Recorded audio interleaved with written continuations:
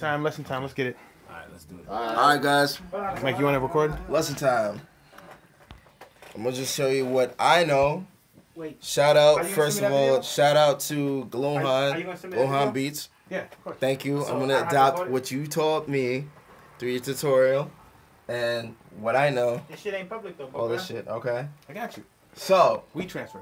I'm gonna show you how I sample first. This is what I do. You want to get to your channel mixer or your channel mixer. You gotta know your shortcut, which depending on your computer. If you have a PC, it's usually F6. Right. It's a button plus F6. If you have a Lenovo, it's FN plus F6. So what I do when I sample, you go to your wavelength here. You click your sample on the channel mixer, put it on there, and let's find it. You see this wavelength here. Right click, go to edit. This sends you automatically to Edison. Or control E. This is what I do. I just play the sample or go through. It's a cold water. And so what I will do, I'll catch a loop.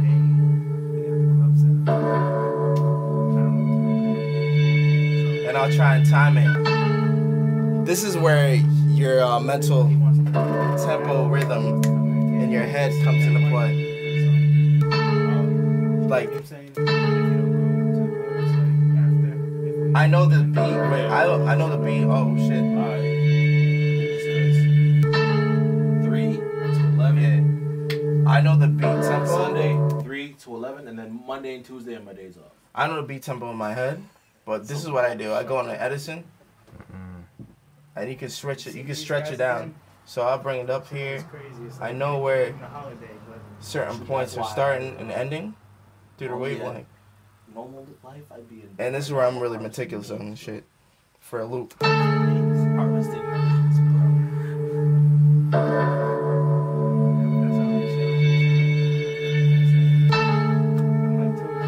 This is sort of off, but basically what I do, this is off, but what I do is I'll add insert, right click insert, that fruity slicer.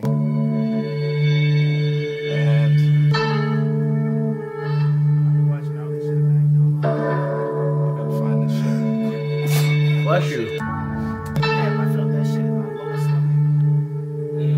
So I'll take the sample. You go to the far right corner. It's a drag copy sample. Drag it into Fruity Slicer. So I'm a little off, but it's a little faster than I thought. But I'll go there. I'll go to. I started with the beat just for organization, and I'm gonna put this on a separate mixer.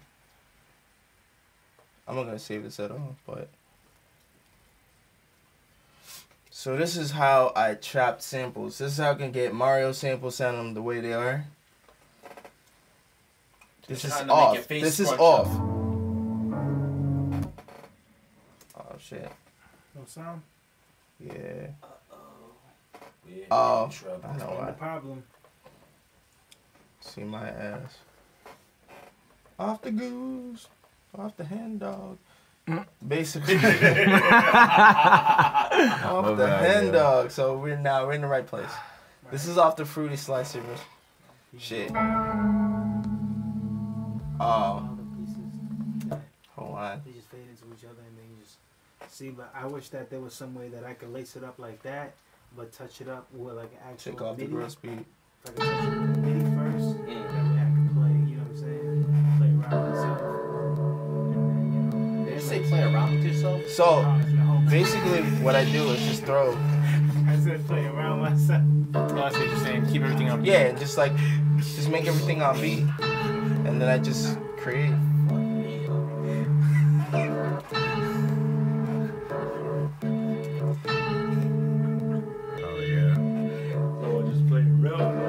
So basically I just rearrange and I chop it up however I want to do it until it sounds savage. and then I leave that as a pattern, and I'll just repeat over and over and over again. And then I add the drums. I don't know how to get the fuck out of here. Yeah. So I add my drums here and got all this shit here. Add the drums in to my chopped samples. And then what I do is everything I have similar, I put it, lump it together, and I put it all together in this mixer. Your mixer's gonna be on your bar right here. You're gonna have it as the equalizer sign. And P's just laughing his ass off. Because I made him. And so what I do is I get all these instruments off. I always throw it through parametric EQ. So what I do, depending, everything I have is squared out. How you do it is you click left, you lift the left click, and then you hold it, and then with your pad, with me, I use my laptop. So I'll just adjust it till I have the four boxes on there under. But basically, I make it like a square, and everything I have parametric EQ'd down. You want your mids to be around this area. You want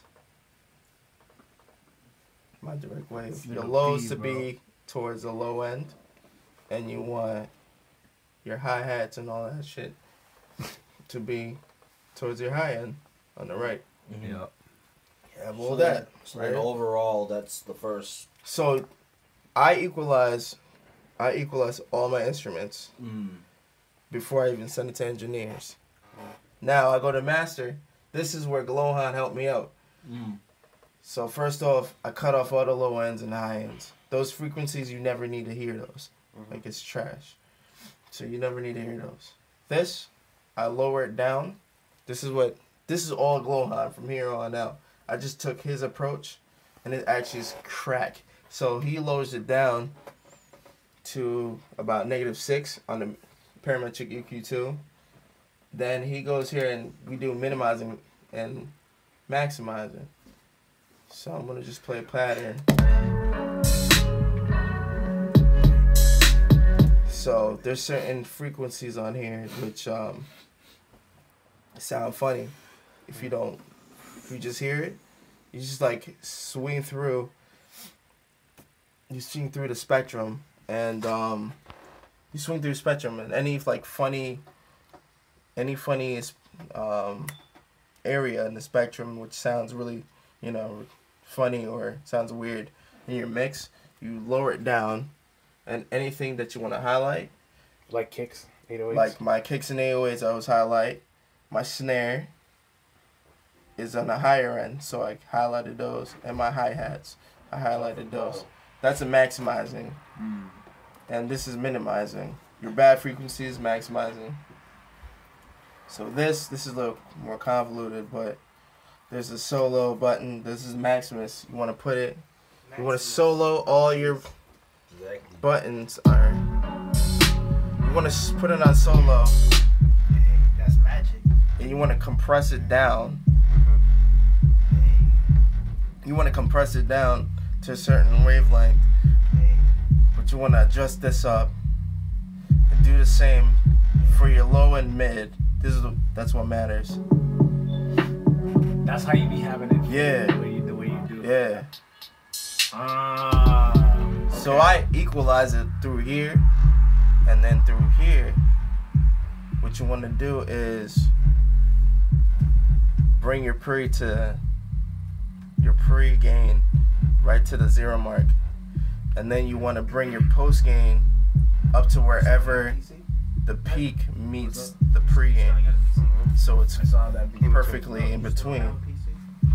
I did that for everything except this. The one you gave me.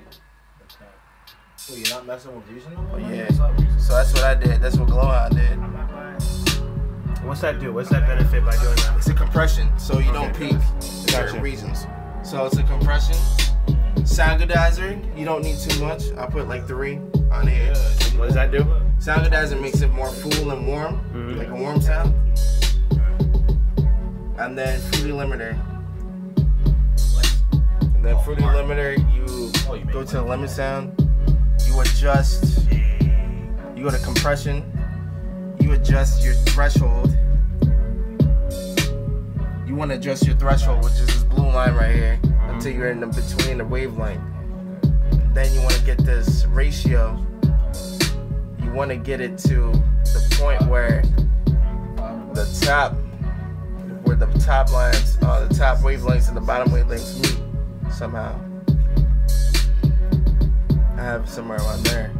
And then the knee, this is even finer tuned, a finer tuned, adjuster. You want to meet it where both ends touch.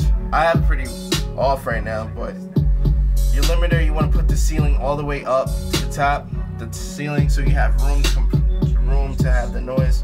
And then your gain is basically your main master gain, however quiet you want it or loud. So that's what I did. And then gross beat. Gross beat, the cool shit is in momentary. So you want to right click, you go to momentary, or to I think pitch shifter or stutter. I use pitch shifter, momentary, and then I got this D dot well gross guide shit that I use once in a while. But that's what I use for gross beat. Then Fruity Love filtered, what I usually use, I go here, presets.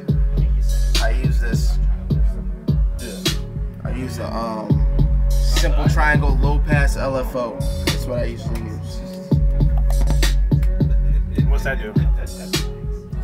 Just create a nice. What's that? Create a nice feeling for it. Yeah. Is that for the kicks? Yeah. It's for that. That's that filter sound I usually have. And that's about it. That's what I did for this piece. But yeah. So I usually use, basically what I use for sample beats, I go on Edison, I take the sample, right click edit, goes to Edison, I throw my chop sample into FL Slicer, Fruity Slicer, flip it on there, add drums.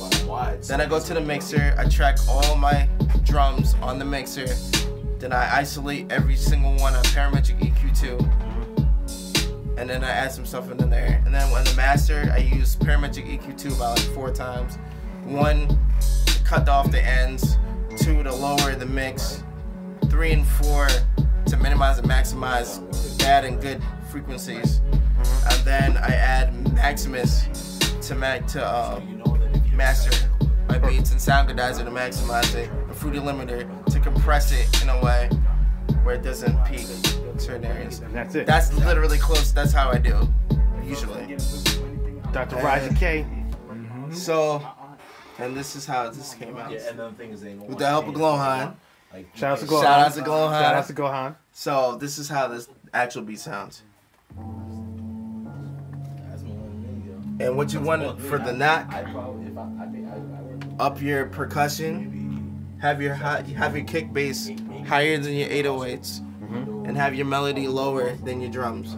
That's when you get that knock.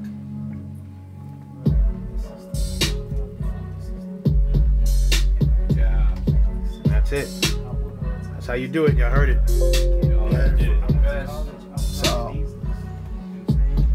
and that's pretty much it. And we out. Good shit, Raisi. Yeah.